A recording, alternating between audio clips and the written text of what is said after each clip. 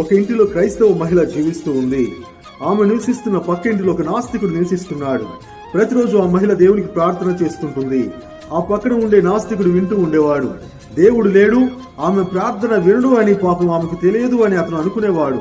చాలా సార్లు ప్రార్థన చేసిన తర్వాత అతను వెళ్లి వెటకారంగా ఎగతాళి చేసేవాడు. ఎందుకు ఎప్పుడు ప్రార్థన చేస్తావు, నీకు తెలియదా దేవుడు లేడని అంటూ ఉండేవాడు.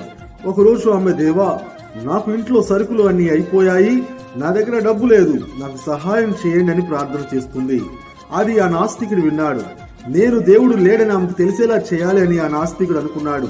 అతను సూపర్ మార్కెట్ కు వెళ్లి సరుకులు తన డబ్బులతో కొన్నాడు. ఆ సరుకులు తీసుకువెళ్లి ఆమె ఇంటి ముందు పెట్టాడు.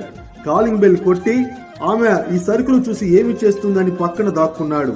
ఆమె ఆ తలుపులు తీసి సరుకులను చూసి వెంటనే గట్టిగా, దేవా నీకే స్తోత్రం అని గట్టిగా స్తుతించింది. దాక్కున్న ఆ వ్యక్తి పెద్దగా నవ్వుకుంటూ